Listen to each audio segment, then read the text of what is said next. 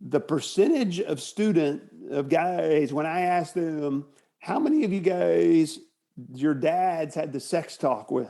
Below 20%, maybe below 10% of the hands in the room will go up. Most parents don't realize when they hand their kid a smartphone, they're basically handing their kid their own personalized porn theater.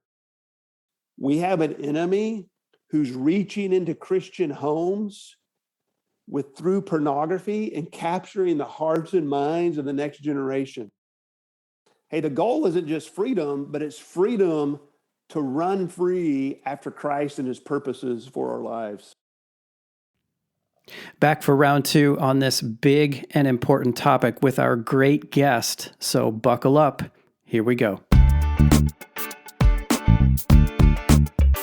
This is the show dedicated to raising up the next generation of men of faith and character.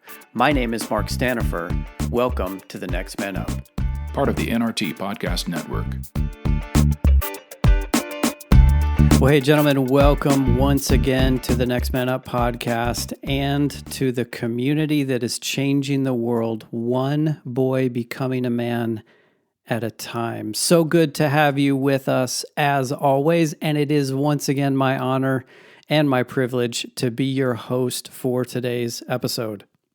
Back for round 2 of this conversation about pornography, this big and important topic, Ted Shimer joins us once again today. Ted's the founder of the Freedom Fight, which is an online pornography addiction recovery program. He's mentored young adults for nearly 3 decades with his college ministry student mobilization. He's got a degree from Dallas Seminary. He's been trained as a pastoral sex addiction professional.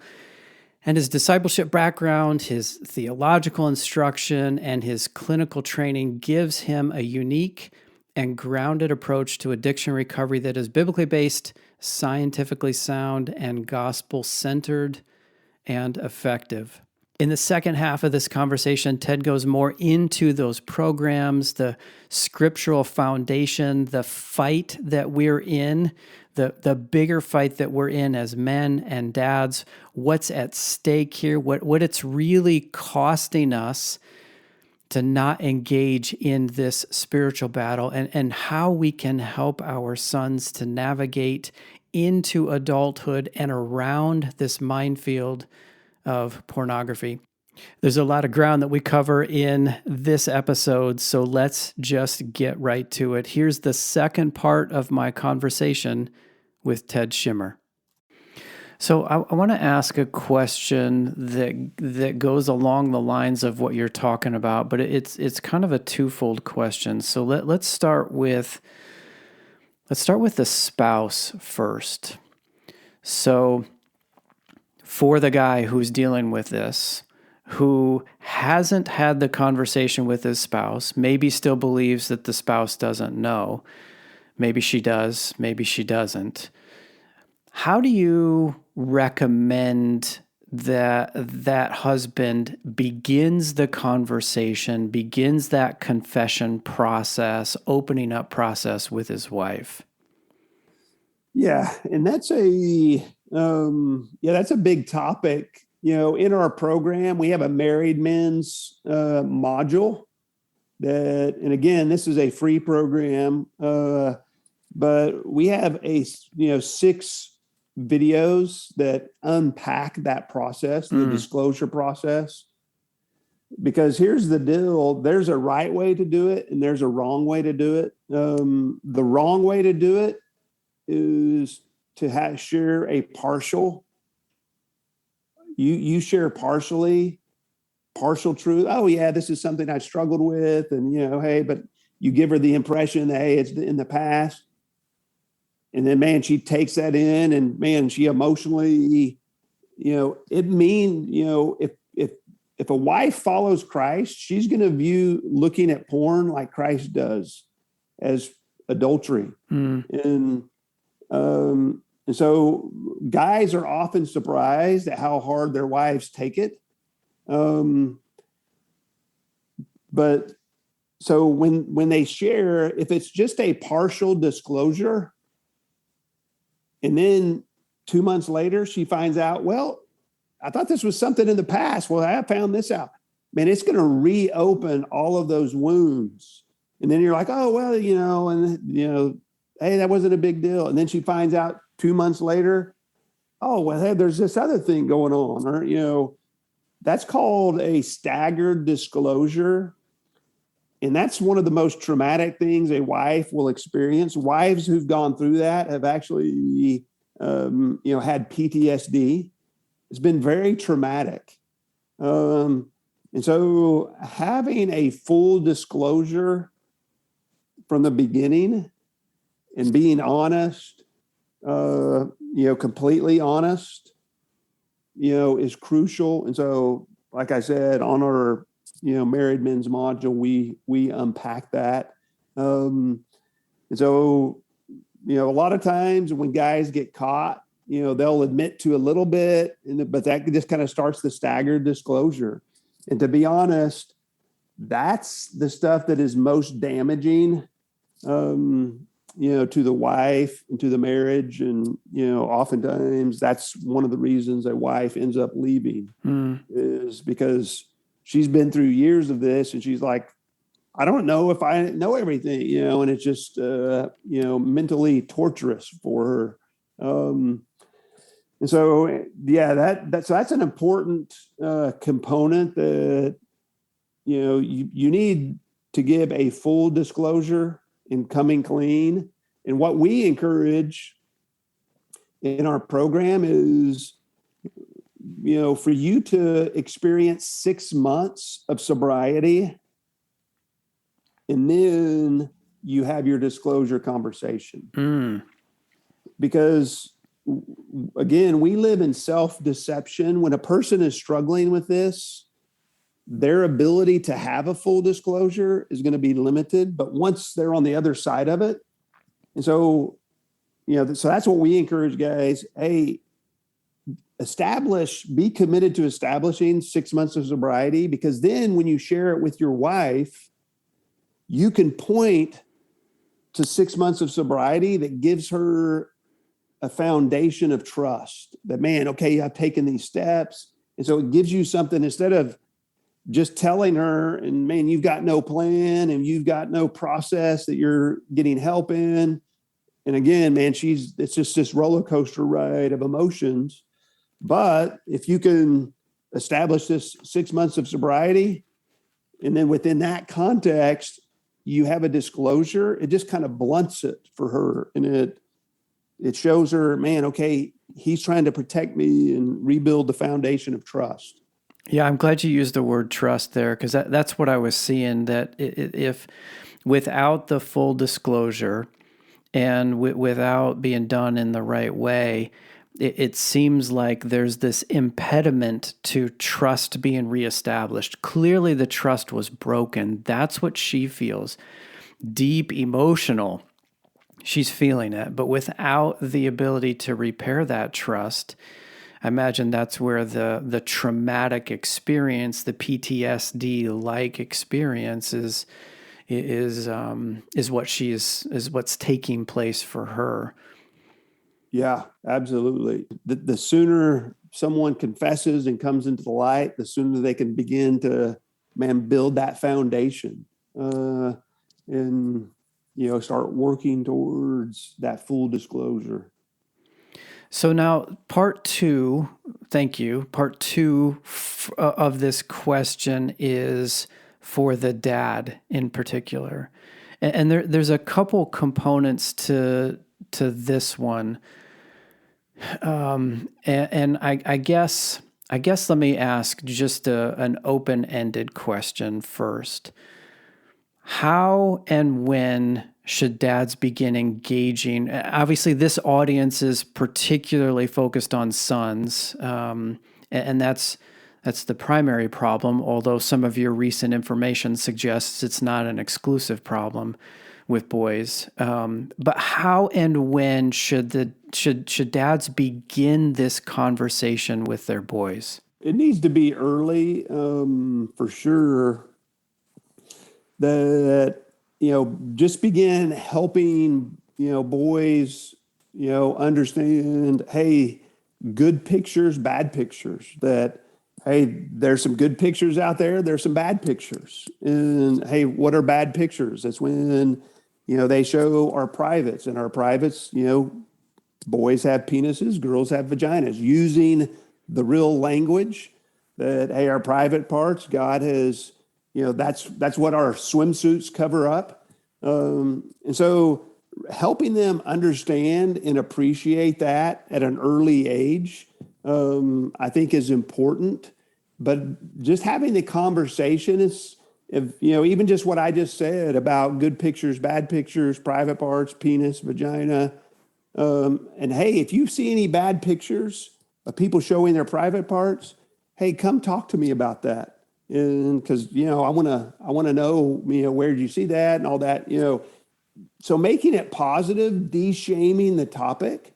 I was talking to a dad not long ago whose 7-year-old son came home from school, and he asked his dad about sodomy. Now, he didn't use that word, but that's what he was asking about, because somebody showed him a video at school. At 7. At 7. The dad had yet to have the sex talk with his son, but because the dad had de-shamed good pictures, bad pictures, the son came to him and asked him about it. And the dad got to affirm his son, hey, thanks so much for coming. That's awesome that you came and talked to me about this, and, and begin to, have that conversation. But unfortunately, I've also heard of another kid at 8 who saw that same kind of pornography, who didn't feel the freedom to talk to his dad about it. And man, the shame just continued to build. He kept going back to that same type of pornography, nothing else. And he was speaking as a 25-year-old gay man, asking, what if I had seen something else when I was 8? And what if I had been able to talk to somebody about, and so it's really important for dads to have that conversation. Mark, I'm regularly shocked, because working with college students for the last 30 years, the percentage of guys, when I ask them, how many of you guys, your dads had the sex talk with? And man, it is, below 20%, maybe below 10% of the hands in the room will go up. Dads must engage on this topic, because the world is going to gladly fill in the blanks. That's right. For our sons. That's right. Pornography will gladly fill in the blanks for our sons. And so this is something that just at a young age that, it doesn't need to be a talk. It needs to be an ongoing conversation. That one resource, Good Pictures, Bad Pictures, is a great book that, it's intended for 7 to 12-year-olds. But it basically just helps unpack this concept. I think they actually have a book for even younger, kids. But it's crucial that we have these conversations and that we're filling in the blanks. Because I promise you, the enemy, through pornography and through other kids at school who are showing them pornography, they're filling in the blanks. So for the dad who thought he was doing good, planning a conversation at 10 or 11, 12, the sex talk, what I hear you saying is skip the 12-year-old one-time sex talk and start a conversation more around 4 or 5 or 6 years old about anatomy and the gift of sexuality and the Creator and what He intended through this gift, so that the conversation around these topics and ideas is normalized at an early age, so that when they're exposed to the counterfeit, the quote-unquote bad, the artificial, the enemy tactic, they can readily recognize it as what it is. It's artificial, it's intended to distract, it's not correct, right? So on and so forth. Well, and Mark, I think that was really well said, that, normalizing it, celebrating that, hey, God created, this was God's idea. And then as our kids get older, I think, using John 10:10 to really illustrate this whole idea of sex and pornography. The thief, the enemy, comes only to steal, kill, and destroy. But I came that you may have life and have it abundantly. And I believe that abundant life includes an abundant sex life for those who are married, that, hey, this is a gift God has given, but we have an enemy who wants to steal, kill, and destroy. And particularly as you have sons that get into, teenage years. I remember in 2016, Time Magazine, their cover story said this: why young men who grew up on internet porn are becoming advocates for turning it off. If you read the article, it's about a bunch of 20 and 30 somethings who have porn-induced erectile dysfunction because they've rewired their brain that they can no longer get an erection with a real woman. And they're like, why didn't anybody tell us that porn was going to ruin our sex life? And it's an illustration of John 10:10. And so, I use this with, college students. If you want to get an 18-year-old's attention and you let them know that, hey, you're doing things that's going to hurt your future sex life. We're seeing, 15-year-olds, teenagers, working with college students, guys telling me, yeah, I struggled with porn-induced erectile dysfunction in high school. This is a new phenomenon that, is impacting millions, and yet no one's really connecting it to, hey, why are all these young guys struggling with, PIED, as it's called, porn-induced erectile dysfunction? But it's really what you just said. It's an illustration of John 10:10. We have an enemy that promises satisfaction, sexual satisfaction with porn, and yet, what does it deliver? It delivers the inability to enjoy the real thing. Yeah. And so it's an opportunity for us to point to the wisdom in the plan of God and his wisdom, his goodness in giving us the gift of sex, and but then also pointing to, how the enemy corrupts that. So let's take this a little bit deeper, because we can't roll back the clock as dads. If we've missed the opportunity when our boys were 4 or 5 or 6, we can't go back, right? And what about the dad who now finds himself with a, 10, 12, 14-year-old boy who suspects or is concerned that there may be some porn use going on? What are some things to look for? How should that dad initiate the conversation? Like, give that dad some help here, because again, back to these stats, this is a real problem that our boys are dealing with. Yeah.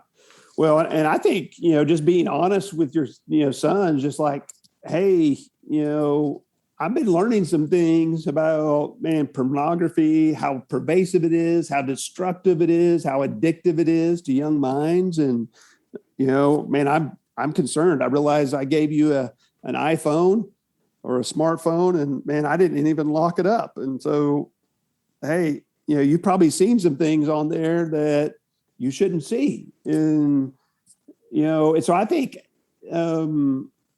not like coming in with, hey, I know you've been looking at porn. You want to de-shame the topic. You want to engage. You want to, come from the perspective of, hey, man, there are some things out here that are very destructive. And so, but beginning that conversation is like, hey, I want to do more to protect you. And so, man, I'm looking into, hey, on our website, we show people how to lock up an iPhone, and how you can whitelist it, and where you can't go to any other app. Or most parents don't realize when they hand their kid a smartphone, they're basically handing their kid their own personalized porn theater.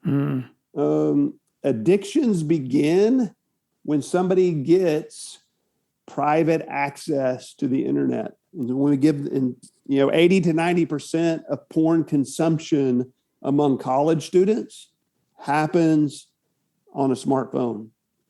And so, and I'm regularly surprised at how many godly parents, it hasn't even occurred to them that, oh man, when I gave my 12-year-old an iPhone, what they were actually giving them. And so, just being honest, it's like, hey, I'm starting to learn some things that I didn't know before. So, hey, we need to, have a conversation about this and, and just, start recognizing, some, of the negative effects. And again, on our website, it can be helpful for kids. It's like, hey, let's, depending on how old your kid is, but hey, let's read through this of some of the negative effects of porn use. And, just looking at, emotionally, sexually, as we talked about, spiritually, relationally, just the impact that it can have. And sometimes it can really be an aha moment for a kid, who's 15 and he's been looking at porn for 3 years and he doesn't know why he's depressed and he's isolated and he's lost interest in things. And this can be really helpful for him to go, oh man, yeah, I see how when I started looking at porn when I was 12, when I got my iPhone, and I could see the impact. And so, being a co-learner with your kids, like, hey, we need to learn more about this. I'm just beginning to learn. Hey, let's learn together. And hey, let's read some of these articles and let's go through the, if you've got particularly if you got a kid who's, 15 or 16, even 14, who's had private access to the internet for a couple of years, the chances are they're struggling with porn. Yeah. So, going through the 30-day challenge, again, a free program. It's also on the YouVersion Bible app, that program. It's like, hey, let's go through this Bible plan together, but just begin getting educated on this topic. And so you don't have to come in with, hey, you need to quit all that. It's like, hey, let's learn more of this together. And, he's not in trouble. So that, he's going to feel shame and, he's not going to feel the freedom. It's like, hey, let's get some accountability. And so I think, taking some of those steps, being a fellow learner, about this and having that approach versus, hey, I'm, coming in to lay down the law. Although taking steps to put up boundaries is hugely important. But when you do, he's going to at least understand why, that as he begins to, learn, just some of the negative effects as well. You used a word in that answer that we use a lot here, and that's engage.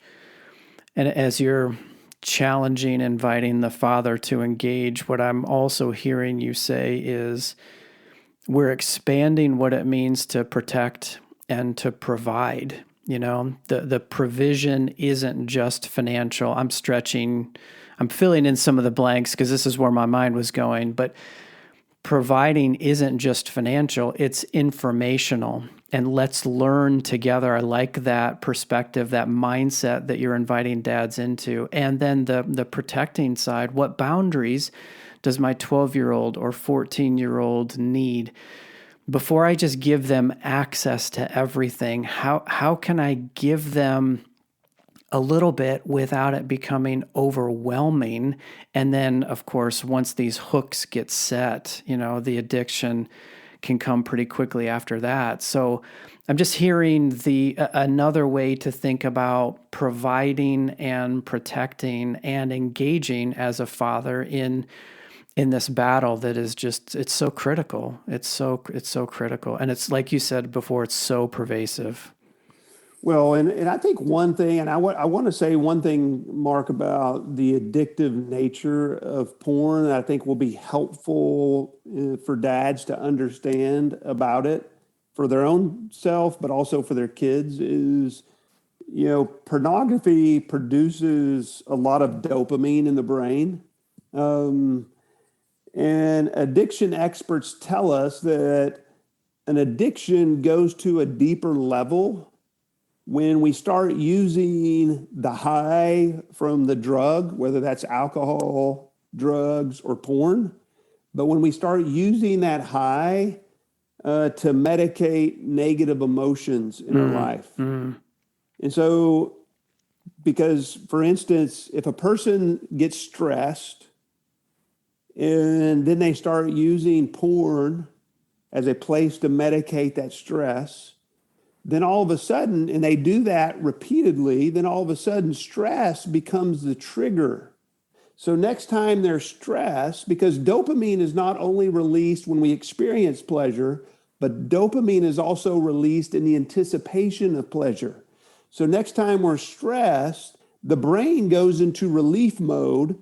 Hey, I know where we can find relief. And so it releases dopamine to start the craving to go down that porn pathway. And so many times guys will say, man, this urge to use porn just hit me out of nowhere. But when we go back and look, it's typically an emotional trigger, stress, anxiety, depression, loneliness, whatever it may be. Boredom is a big one, particularly for kids. But it's that emotion becomes the trigger that starts the brain to release dopamine, and this huge urge to go down that porn pathway to find relief.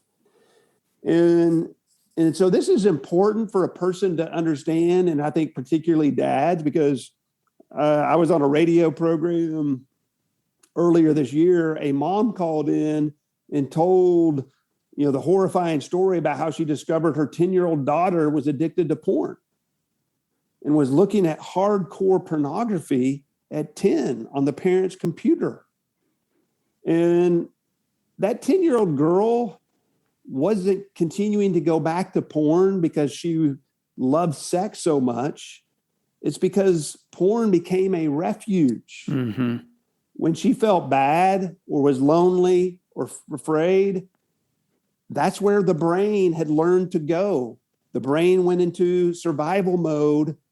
Hey, this is where you can go to feel better. And so I think it helps parents understand and appreciate, hey, what we're talking, because so many parents naively are like, well, my kid would never, become a sex addict. My kid would never do that. Well, maybe not, but they could get addicted to porn for other reasons. And so it's important for us to understand that. And that's, that addictive nature, particularly for the adolescent brain, is really what makes this most scary for me. Because if we think things are bad now, Mark, there is a tsunami coming of this younger generations. We see it every year. The freshmen who show up to college have deeper and deeper addictions to porn. And just recently, a sophomore in college, and this happens all the time, the sophomore in college recently told his dad, and a friend of his dad was telling me about it, that, hey, Dad, I'm addicted to porn, and I've been addicted to porn since I was 14. Wow. When I got my iPhone. And now he's 20 years old, and he's just now telling his parents, raised in a Christian home, Christian school, really active in his youth group, and addicted to porn. Nobody knew. And so parents, man, we have to wake up to what's going on, because unfortunately we have an enemy who's reaching into Christian homes through pornography and capturing the hearts and minds of the next generation. And unfortunately, most parents and spiritual leaders don't know what's going on. They don't understand what's going on to the degree or how to address it with, biblical and scientifically informed, solutions.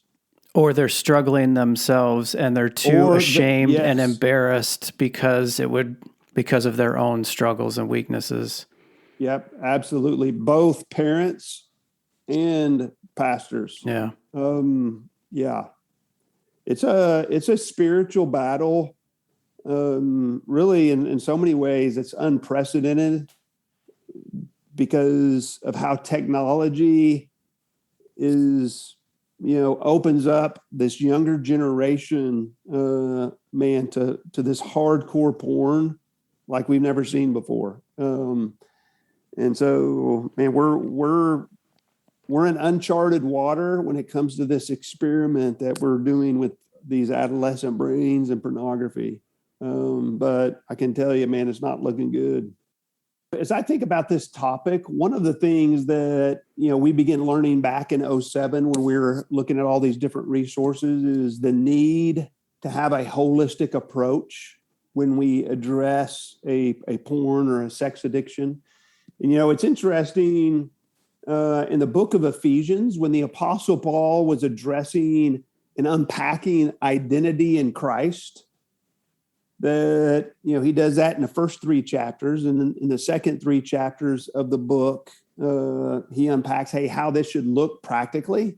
But the one area of sin that Paul addresses more than any other in the second half of the book is sexual immorality. Again, in the Greek, that's the word porneia. But it's interesting that, the Apostle Paul, when he's really trying to help believers understand and live out of their identity in Christ, that he addresses sexual immorality. And I believe for a couple of reasons. One is, sexual immorality, really wages war against a believer living out of their identity in Christ and the fullness of that. And as Paul was addressing these Christians who were struggling with this sexual immorality, this bondage, really to a significant degree, one of the things that he mentions, one of the descriptions he gave is they are greedy to practice every kind of impurity. And really what's interesting about that statement, he says, greedy to practice every kind of impurity, is there's really something significant about a sex or a porn addiction, because in any addiction, you reach a point of tolerance where you need more to get the same high. But with a sex or a porn addiction, you don't just need more, you need different. Greedy to practice every kind of impurity. When a person's sexual lust is in control, man, they're greedy to practice every kind of impurity. And so what we're seeing in our culture today with gender confusion is this pursuit of greedy to practice every kind of impurity. And that's one of the things that makes pornography, today's pornography, so destructive. Is before the internet, to practice every kind of impurity took a long time, right? Well, today, a 12-year-old boy on a 3-hour, porn binge, he can start with normal porn, but what he ends up with is something very deviant and extreme in many cases, because that's where this sex addiction leads.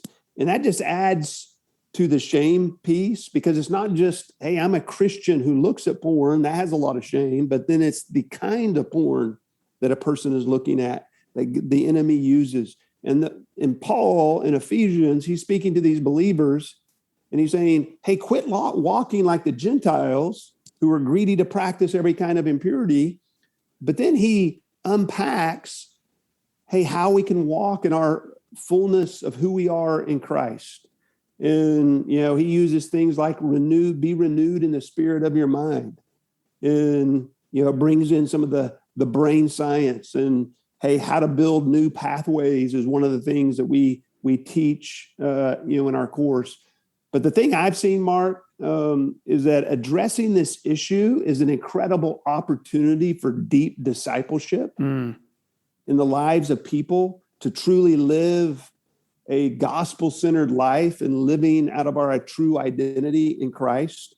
And so, man, this is an opportunity I just want to encourage dads to seize, because it's not just, hey, you need to address this, bad behavior, but it truly is an opportunity that the Apostle Paul used the book of Ephesians, starting chapter 4, verse 17 through 5:12, but to address this issue to, hey, this is how you walk deeper with Christ. And when you take these steps, you also walk free from pornea. And so this is really what we've seen as people have gone through the program, they find freedom, is they have a deeper walk with Christ. There's a deeper discipleship, more grounded in the Word, and more grounded in authentic relationships and accountability. And so it's just been huge. And so I just want to encourage dads out there to have a vision of what God can do when you step out of your comfort zone and address this issue in your own life, but also in the life of your kids. It's not just freedom from a porn addiction. It's freedom to be who God has created you to be in the most complete and full sense. Yes. I like that. That's an angle maybe that I hadn't quite seen in this topic until right when you were saying that. The freedom is bigger than just breaking those chains.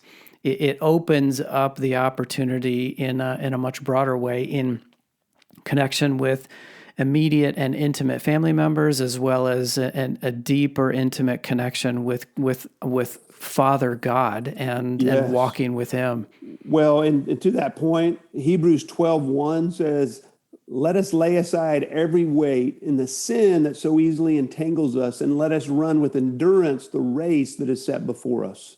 And so to your point, that verse tells us, hey, the goal isn't just freedom, but it's freedom to run free after Christ and His purposes for our lives. Yeah. Oh, that's good stuff, man.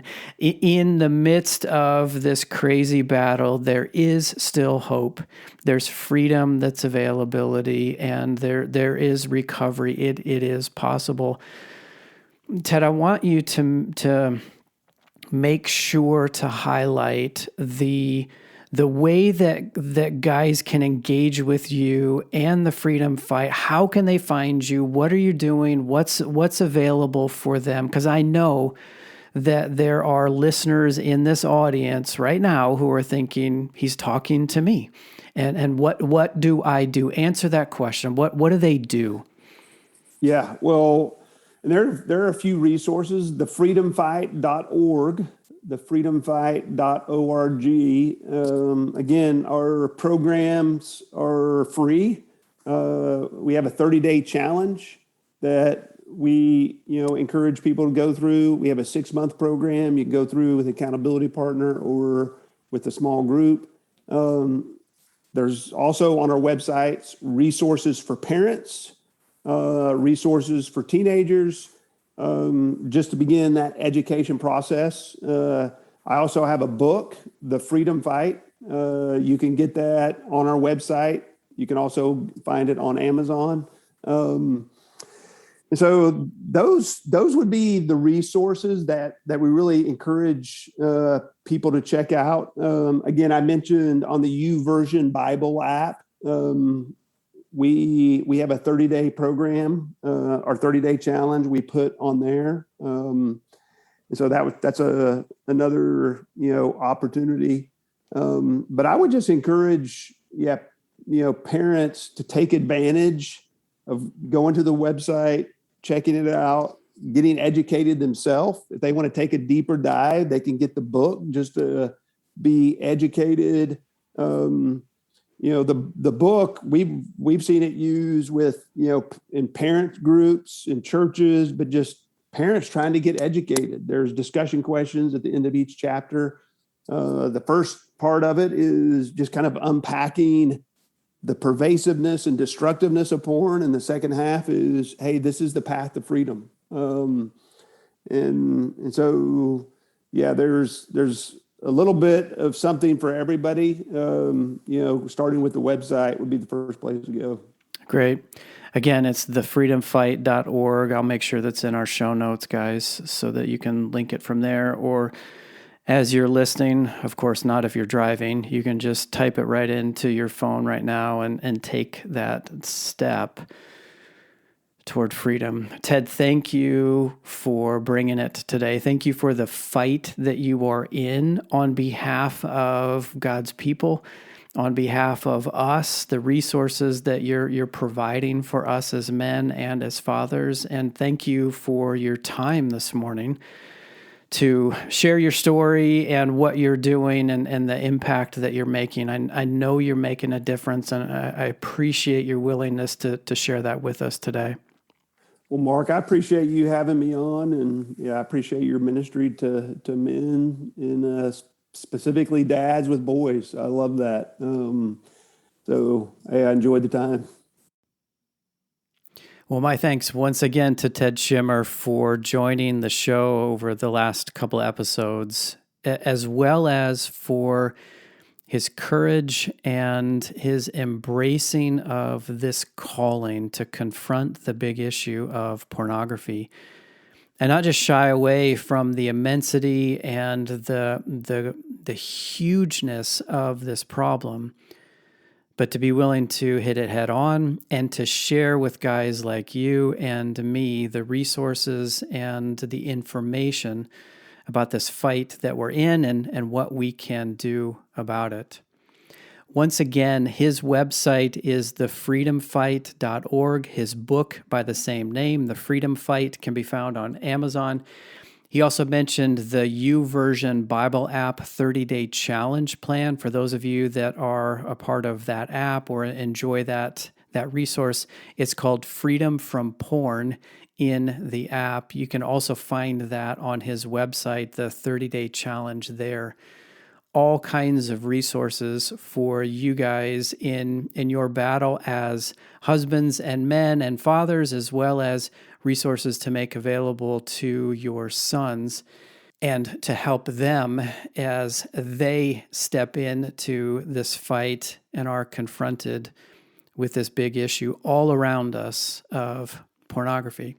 And real quick, just another reminder that if you have any suggestions, questions, comments, feedback of any kind, we do always enjoy hearing from you. You can hit us up at feedback@thenextmanup.com. That's our email address.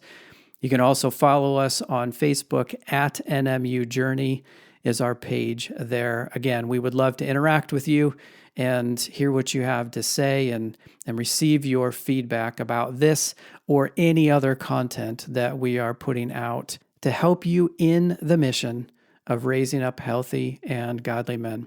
Okay, guys, that's all for this week. You know the drill. We'll see you again next week. Until then, adios.